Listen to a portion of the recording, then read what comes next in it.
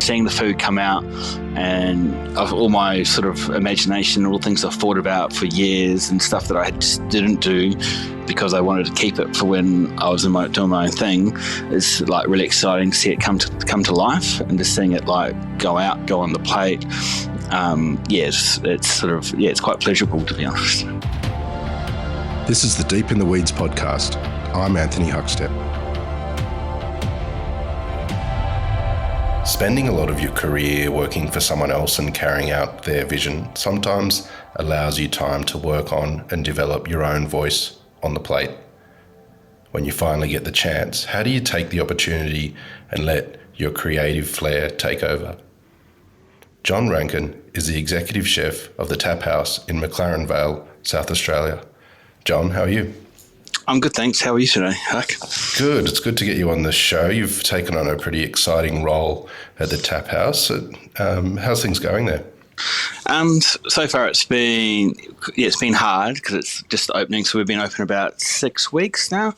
So we're just kind of getting the menu right, seeing what the customers like, and just getting what sort of format we want to work with. But it's been exciting just getting all the food out, and we've been sort of concentrating on sort of aged, cured and smoked meats.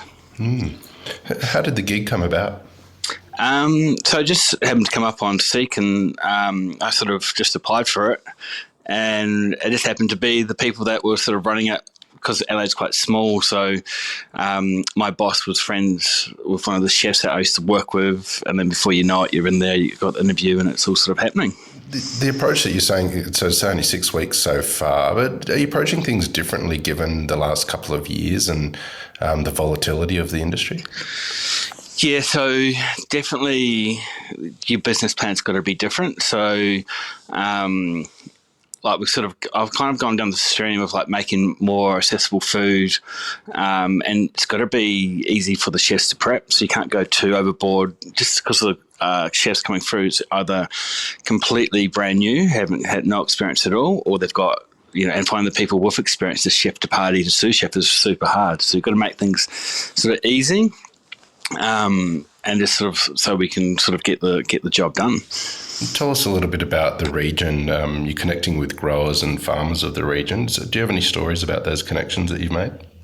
So, I mean, yes. So recently I've gone down to the sort of farmers market, and there's been a few suppliers that sort of doing sort of like herbs, mushrooms. There's a few people like doing their own sort of growing their own pork. So I've just sort of started making connections with them as we've opened. So I'm slowly start getting them more into the restaurant. They're sort of through like McLaren Vale around that area. But I've built a lot of relationships through the years through like my Eurostation,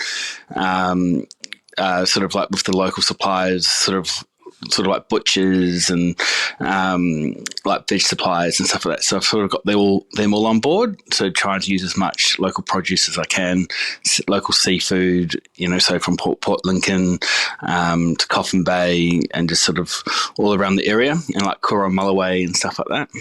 I want to explore sort of what you're doing on the menu there and the project shortly, but take us back to when you were young. What sort of role did food play in your family? So like my family always cooking. So like my mum was always baking cakes and cookies and making little like sweet slices and stuff like that. So I was always cooking from a young age. I was always sort of in the kitchen. I think the earliest thing I remember cooking, I was like 4 years old and started making muffins. My mum left the kitchen and I decided to turn the oven on. And just from watching my mum, I just cook these muffins and bake them. And it just sort of started from there. And I just always been cooking sort of in my house. If you wanted to eat, there was never just like snacks lying around. You had to actually cook to make something, so there's always sort of cheese, and there was bread, and there was eggs, and so you always had to make stuff. Tell us about the first introduction into the industry. What was it like for you? So my first job would have been in Greytown, sort of the Wairarapa in New Zealand. So I went in there and just sort of walked off the street and just approached the chef there and just said if he needed some help. So I just started like washing dishes, and then he like always needed help. So I'd help him baking and doing basic prep. And he was really nice, so it was quite a good introductory into the industry. Very kind and sort of more like a family-owned sort of cafe out in the country. So it was kind of fun. Tell us about the move to Australia. What triggered it, and what was it like for you? So because my dad lived in Perth, so I just decided to go for a year holiday, and I've been here ever since. But so I came over and was helping him on like just doing labouring and stuff like that. And then I saw this course come up for like a pre-apprenticeship course. So I jumped in and did that, and I did really well. So I was like getting 100% on all my tests and just really enjoyed it. And then ended up getting a job at sort of Ridges CBD, newly open sort of restaurant at the time. Got put on, did work experience there and did like 2 weeks, and just they one day came up to me and go, "Oh, can you do pizza section?" With our chefs called in sick, standard in the industry, people sick, down a chef. So I jumped on that and did it really well. So they, after my work experience, offered me a job, and that's where I sort of started. Those sort of first couple of years, what were the really big influences on you, both venues and people that helped you carve a path? I think so. First place I worked had some really good chefs from the UK. So my sous chef was from the UK, and he worked at the Savoy. So very, very intense and very hard chef, but taught me really well. So just how to organise, how to set up a section, how to cook, and then the head chef, his name's Scott Drinkwater. He was a very, very good chef as well. Like very good food at the time. We were like rated one of the best places in Perth for the food that we we're doing. But really busy restaurant too. So we're doing 200 lunches to like 300 during the week. So got taught about how to be really organised and efficient, and you needed to be quick.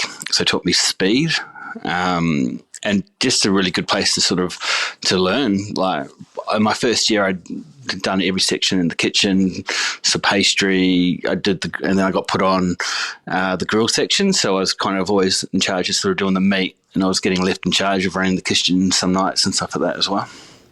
Do you have any stories of a night in the kitchen and what it was like for you back then? Yeah, sometimes you could be like left in charge as a first year apprentice, and you'd get the whole kitchen wouldn't like it. So you could get back, like people would give you shit back, I suppose, and they just wouldn't like the fact that I was sitting there sort of in charge. But obviously the sous chef and that they sort of had faith in me, and it wasn't so much that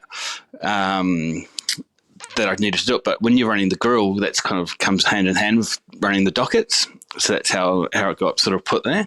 But I used to always get sort of put like in that kitchen doing everything because I could do everything, but it was hard, because always the way when you don't have enough people with more experience. I don't like the fact when you're sort of running stuff.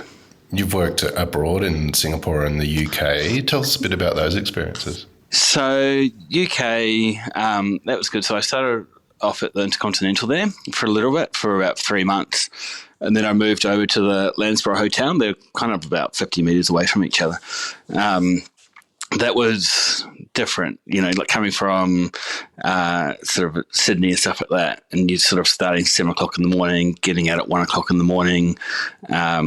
You're working like sometimes 6 days, so you just see the kitchen, and that's all you see, the full walls.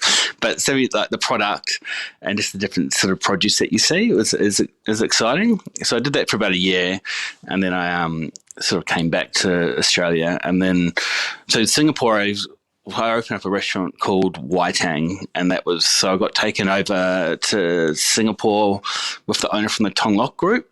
He was fantastic and knew so much knowledge about food, but he took me around all these restaurants in Singapore, all the street food, all the hawker food, then took me around all his restaurants because he's probably got about 50 restaurants in Singapore. I think altogether he's got about 300 over Asia. So I got to hang out with him for about 2 weeks, and then he put me in all the kitchens to work with his chefs. So came back with all these amazing recipes, and just had to cook on the wok and stuff like that. It was an amazing experience. What did you love about your time in Singapore? Just seeing all the food and just stuff I'd never seen before, and just learning how to cook all that Asian food and just getting all these really authentic sort of recipes, and just all I did for 2 weeks was eat and cook. So it was kind of amazing, one of those experiences that you'd never really kind of get again, just to have the owner of a massive corporation to take you around to all those restaurants and all those favourite places was just amazing. This episode of Deep in the Weeds is proudly supported by Olsen Salt, makers of Australian sea salt since 1948. The sea has given my family everything. My family harvests the pristine waters from the Great Australian Bight to make some of the best sea salt in the world. Hi, I'm Alex Olsen from Olsen Sea Salt. We are the oldest family-owned salt company in Australia. We took over the leases of Pacific Salt in Baruka on the Yorke Peninsula in the early 1960s. And then when the BHP salt leases in Whyalla became available, my father took those over as well. If anyone has visited Whyalla, know it's a very, very windy place. So the 3 things you need to make salt are seawater, wind and sun, and you get plenty of all 3 of those here. Wind is a really important factor in making good sea salt because it creates a greater surface area for the sun to evaporate the water, creating brine much faster. We take the seawater from Great Australian Bight and then we store it in something called a primary pond. Then it's fed through a succession of ponds from anywhere between 8 months and 2 years until it gets so heavy in brine and the water is evaporated off, the salt starts to fall out of the water, and it's as simple as that. That's all that we do, and then we wash it in seawater and package it. For more information, go to olsens.com.au. You spent some time working in Sydney as well. What was that like compared to what you were used to? I really like Sydney. I was in Sydney for like 15 years. So I started off at Intercontinental there. That was probably I suppose, one of my least favourite. Like, I always got told to go work in a 5-star hotel, and I found the food was nothing that great when I went to Sydney. But still good learning experience, big kitchen, big brigade, 40 plus chefs. So that was good, just meeting different people. Then from there I ended up working at Key with Peter Gilmore. That was kind of life-changing. He's just such a good chef, and just learning new techniques and stuff I'd never seen before. That was amazing. And he's such a nice chef. So I really enjoyed working there. And then from there I kind of went to Astral with Sean Connolly up in the casino up there. And there's yeah. But that was an awesome place to work as well. I really enjoy. I've known Sean for like 16 years, and I've worked on and off with him for like 10 years now. But it's super fun working there. There's like Tony Gibson was the head chef there when I was there, and they're just all really good people to work with. Learned heaps from them, heaps about European food and more about just using really good produce and not doing too much with it over the years. And then from there I ended up traveling all around Europe. So I spent like 5-6 months traveling around Europe, just eating and looking at produce. And that was great. Just eating my way around Europe. Whereabouts did you go? Do you have any stories of that journey? So I went to, we went to the UK to start with, and I ate at like the Square. That was amazing. The Library, and then St John's, ate there. That was really good. And then there's the oldest restaurant in London called the Rules, which is like it's got its own estate, and they hunt their own birds and stuff like that. And that was amazing too, just to see. It was quite amazing. It was something that wasn't Michelin starred or anything, and just the quality of the service and the quality of the food and back then, which is now would probably be up there at that level. And then from there went to France, to Paris, ate at Pierre Garnier, when that when that was rated third best in the world. That was probably one of my favourite experiences as well. He's one of my chefs I always followed through my whole career. I just kind of really liked him. And then from there, just sort of went to there's a little place in Mallorca I went. That was because one of my friends, he's Spanish, and he's just sent me to one of those local places, the local food, and that was really good. And then just in and out of lots of different places and just eating wherever we could. I went to the oldest restaurant, I think, in the world. I think it was meant to be in Madrid, and all they do was just little suckling pigs cooked in fire and baby lamb legs, and just that's kind of all they sell. But it was kind of amazing, like super. And the leg of lamb on your plates probably weighs like 500 grams. It was something unreal. When you returned to Australia, did that journey have an impact on the way you approached your food and cooking? Definitely. So it was kind of a real eye-opener, and just spending because I spent about 2.5 months in Spain. So when I came back, I met back up with Sean, and he was opening Sean's Kitchen, and there we did like the little tupper section. So I opened that part of Sean's Kitchen, and so that was fun. So it was just all the experience in sort of Spain and all that kind of doing all the little tuppers was great. And one of my best mates is Spanish, so we used to always go on about food. So we're always sort of talking. So I got to use all that sort of influence in that area when we opened that. So that was exciting. And then sort of from that, I ended up me and Tony ended up running the whole Sean's Kitchen between us. Tell us a little bit about your time in Adelaide. What's it been like sort of immersing yourself into the food scene there? So Adelaide's it's like a good place to live. I sort of started off, it came down, Sean just rang me up out of the blue and said, why don't you come work for me? We had no ties in Sydney, so came down to Adelaide and started working at Sean's Kitchen. That's super busy restaurant, but Adelaide food scene's really good, to be honest.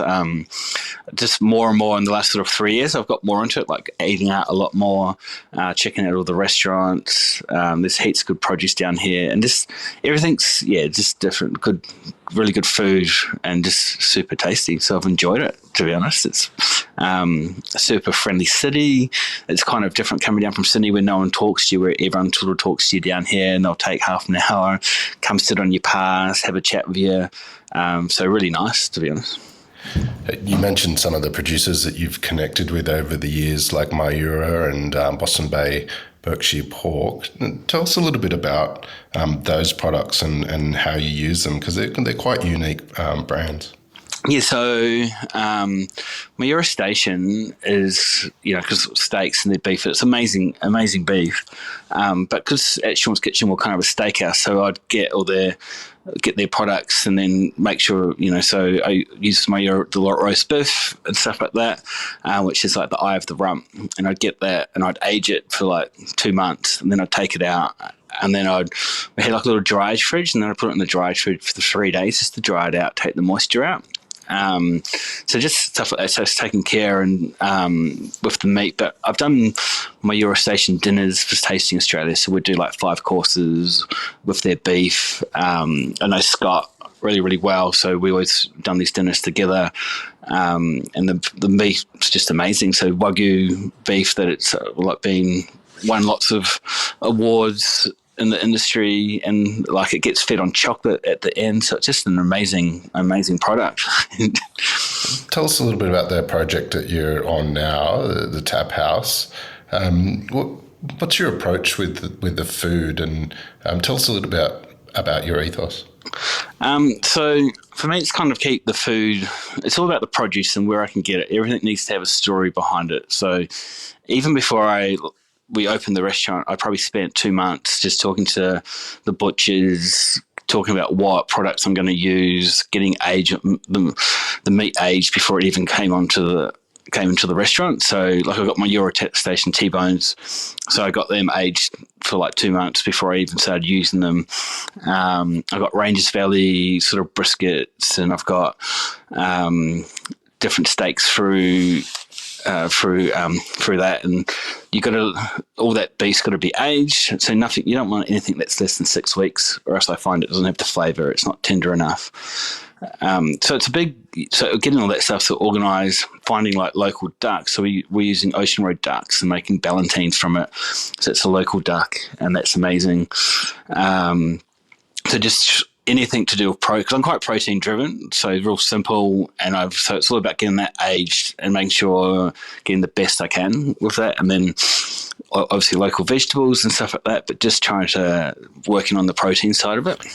Is there a dish or two that you have on the menu at the moment that you could tell us about that sort of exemplifies your approach? Yeah, I could. So,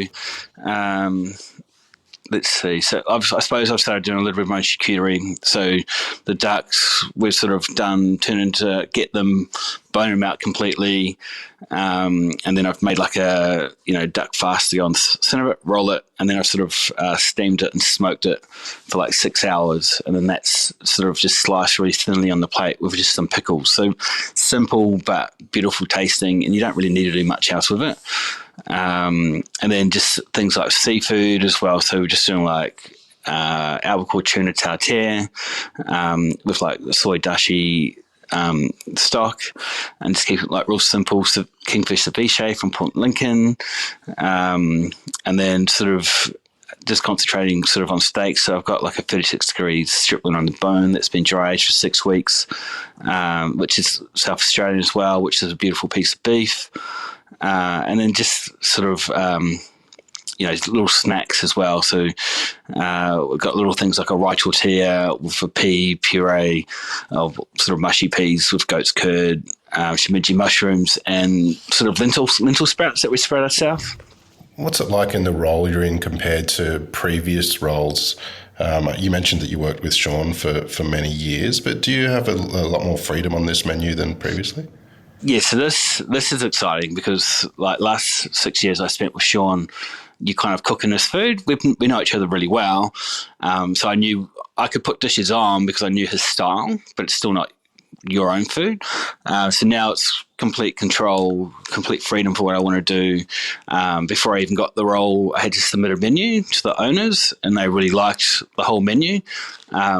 And they didn't really come back with anything that they wanted to change, which is kind of unusual. And now we've opened up, and they just love the food, so they're really supportive of what I do. And I cook they've come and tried everything. And they're a bit like, we want the restaurant, we'll keep pushing, it'll take time, but we love what you do, and this is what we want. So that's been really exciting to have someone backing you like that and really liking your food. And it's been exciting. You mentioned you've been open about 6 weeks now. We're moving into summer and busier times. Do you see some changes or things you want to add to what you're doing off the back of that sort of 6 weeks so far? So even just last week, we've kind of come in and I've sort of changed the menu a lot. So it sort of changed to be coming in this week. At one stage we had like a bar menu and then like a restaurant menu. So it made it a bit hard. So now we just got rid of it all and just put one menu throughout. And then sort of lighter stuff for summer, and just sort of trying to keep the menu small. I don't want to go too big so it becomes too hard. So small, and it's just easy to run, because I think once we get going through summer and it's busy, you're going to need that for the chefs to make it easy for them to do. You've been cooking for a long time now, but you have the ability to do your own food now. What sort of impact is that having on you? How does it feel to be able to share your vision on the plate now like this? It's exciting. It's really exciting because seeing the food come out, and of all my sort of imagination, all the things I've thought about for years and stuff that I just didn't do because I wanted to keep it for when I was doing my own thing, is like really exciting to see it come to life, and just seeing it like go on the plate. It's quite pleasurable, to be honest. Well, you're doing amazing things down there. I know you're just getting started. What do you love about what you do? I just love sort of cooking and talking to people, putting the food out, and just finding what people like. And sort of even sort of at Sean's Kitchen, I suppose, as well. I always had the customers coming up to me, and I'd always talk to them, go out and chat to them. and just if they wanted something done, I'd kind of cook for them. I had lots of regulars that would come in and go, Johnny, just cook for us. You know what we like. And so that's exciting. I kind of like that. Well, John, it's an honour to have you on Deep in the Weeds today to hear part of your story. Good luck with the Taphouse and the year ahead. Please keep in touch and we'll catch up again soon. Cool. Thank you. This is the Deep in the Weeds podcast. I'm Anthony Huckstep. Stay tuned as we take a deep dive into the lives of the incredible people who ply their trade in the food and hospitality sector. Special thanks to executive producer Rob Locke for making this all happen. Follow us on Instagram at Deep in the Weeds Podcast or email us at podcast@deepintheweeds.com.au. Stay safe and be well.